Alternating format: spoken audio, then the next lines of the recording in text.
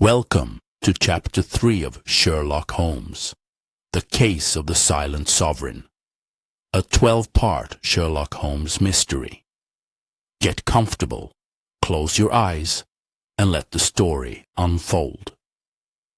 If you missed the previous chapter, please visit to my channel and enjoy the journey of Sherlock Holmes. Chapter 3: An Inventory of a Genius. The afternoon was drawing to a close as we returned to Baker Street, the air thick with the promise of a cold November night. The silence of our hansom cab was broken only by the rhythmic clatter of the horses' hooves on the wet cobblestones.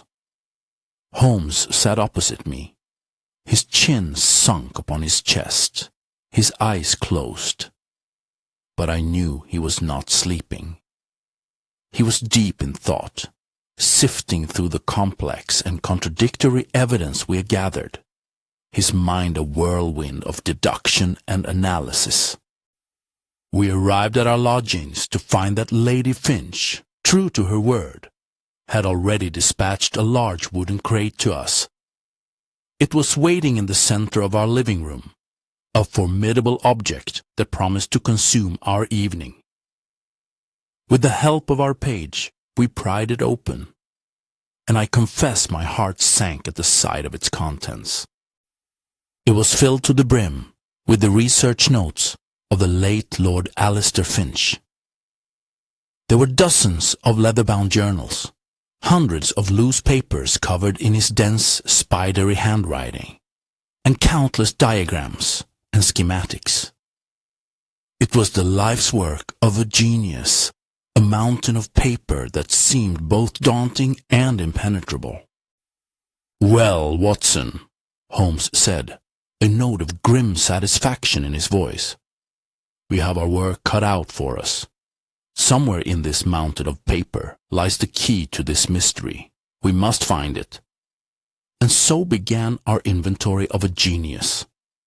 For the next several hours, the only sounds in our rooms were the rustle of paper, the scratch of Holmes's pen as he made his own notes, and the occasional sigh of frustration from my corner of the room.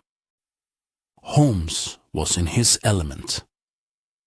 He worked with a focused, almost manic energy, his long fingers flying through the papers, his eyes scanning each page with an intensity that was almost frightening. He seemed to be able to absorb the complex scientific information at a glance, to see the patterns and connections that were invisible to me. I, for my part, did my best to assist. My medical training gave me some small purchase on the subject matter. I could understand the references to human anatomy, to the workings of the nervous system, to the delicate mechanics of the human heart. I was able to sort the papers into broad categories, to bring some semblance of order to the chaos. But the deeper science, the complex physics and mathematics that formed the core of Lord Finch's work, was beyond my grasp. I could only watch in admiration as Holmes navigated this intellectual labyrinth, his mind as sharp and as precise as a surgeon's scalpel. As the evening wore on, a picture began to emerge from the scattered pages. Lord Finch, it was clear, had been a man obsessed. His work was a relentless, single-minded pursuit of a single, audacious goal. He had been working, as Holmes had surmised from the blackboard in his laboratory, on the generation and propagation of energy waves. But his research went far beyond the theoretical. He had been attempting to create a device, a machine that could generate a focused beam of silent, invisible energy. The science was complex, a dizzying blend of acoustics, electromagnetism, and theoretical physics. But the goal was simple and terrifying. He was trying to create a weapon. "Listen to this, Watson," Holmes said, looking up from a journal he had been studying. His eyes were bright with a mixture of horror and intellectual excitement. He read from the page, his voice low and intense. "The resonant frequency of the human heart," he writes, "is a delicate and fragile thing. A wave of sufficient power, precisely calibrated to that frequency, could disrupt the cardiac rhythm, inducing a state of fibrillation that would be indistinguishable from a natural cardiac arrest. The death would be instantaneous, and it would leave no trace. It would be the perfect, undetectable weapon." I felt a cold knot of dread form in my stomach. My God, Holmes, is such a thing even possible?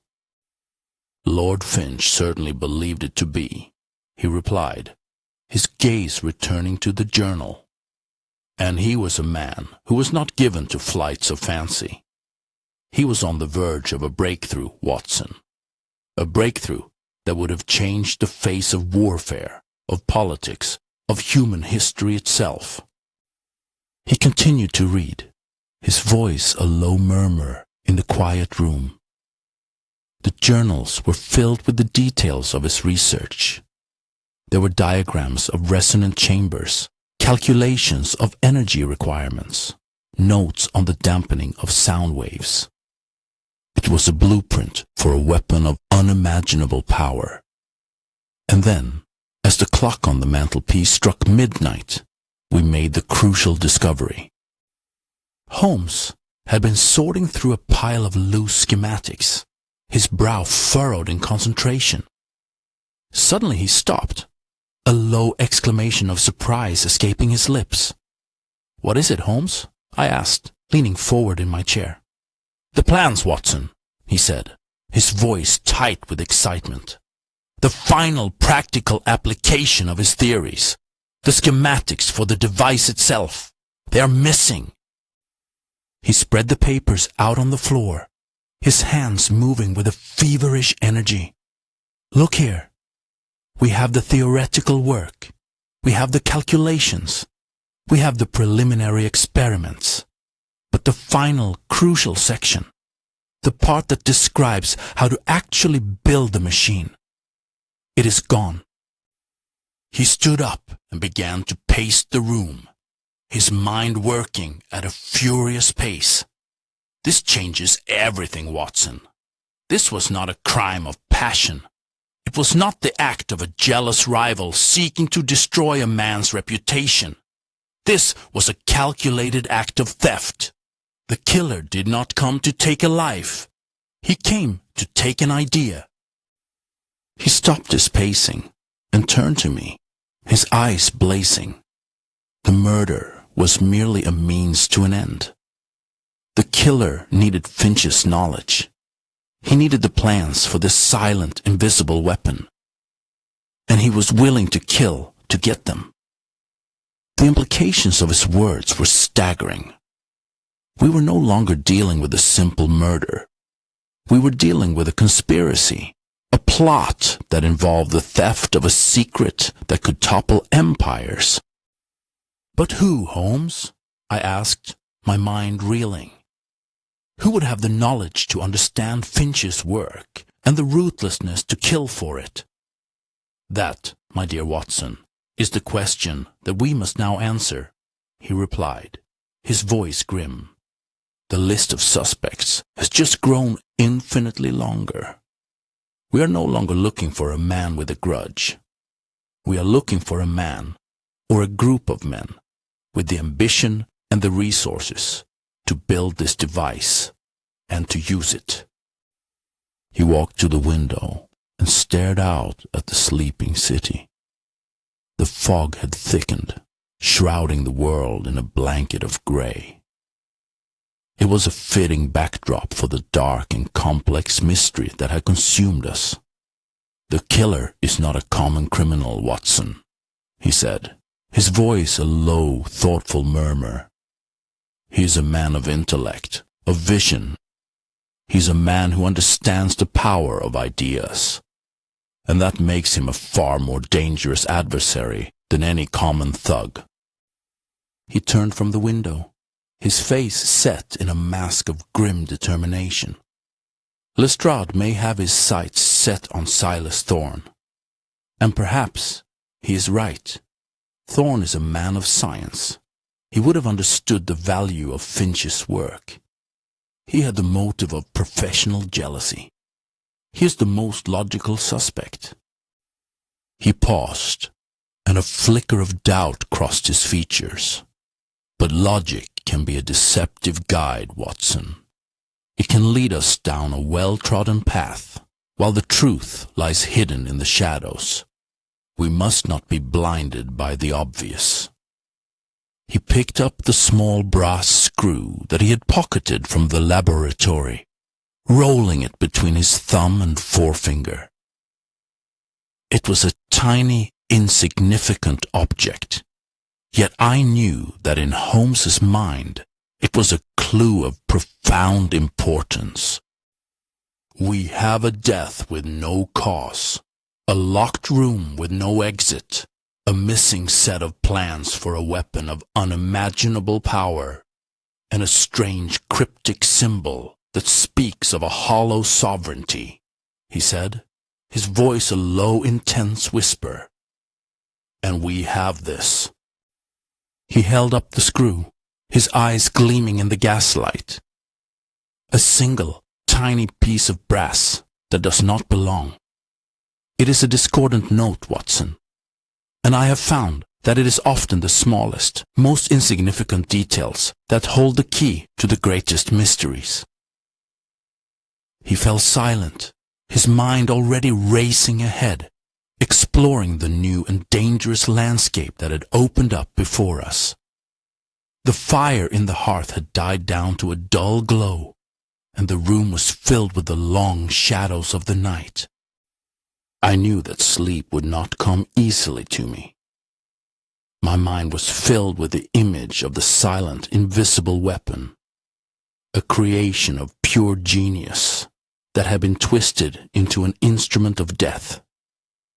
And I was filled with a profound sense of unease, a feeling that we had only just begun to scratch the surface of a conspiracy that was far deeper and more dangerous than we could possibly imagine. The game was afoot, as Holmes had said, but the stakes were higher than I had ever known them to be. We were not just hunting a killer. We were hunting an idea, a secret that in the wrong hands could plunge the world into a new and terrifying era of silent, invisible warfare. And I knew, with a chilling certainty, that the men who had killed for that secret wouldn't hesitate to kill again to protect it. Thank you for listening to Chapter 3 of Sherlock Holmes, and the Case of the Silent Sovereign. If you enjoyed the mystery and want more stories like this, please subscribe to the channel, give it a like, leave a comment, and share it with fellow mystery lovers. Your support helps keep the stories alive. See you in the next chapter.